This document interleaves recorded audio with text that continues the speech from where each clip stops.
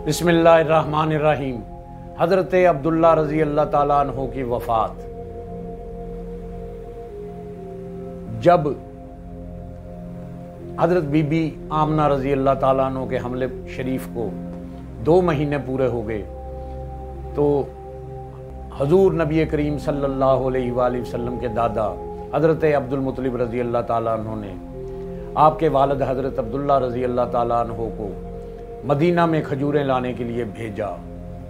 हज़रत अब्दुल्ला रज़ी अल्लाह ताला अन्हु वहाँ अपने वालिद के निनहाल बनु अदी बिन नजार में पहुँचे तो बीमार हुए और 1 माह बीमार रहकर वहीं इंतकाल फरमा गए और वहीं दारे नाबगा में दफन हुए।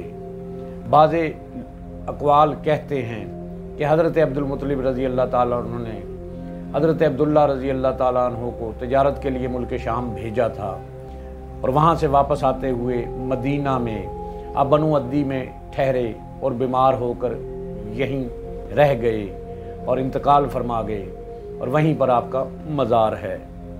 हज़रत अब्दुल्ला रज़ी अल्लाह ताला अन्हु का तरका एक लौंडी उम्मे ऐमन, बरका हबशिया और 5 ऊँट और कुछ बकरियाँ थीं। अल्लाह से दुआ है अल्लाह हमें आका करीम सल्लल्लाहु अलैहि वसल्लम की कामिल मोहब्बत और अदब नसीब फरमाए। आमीन।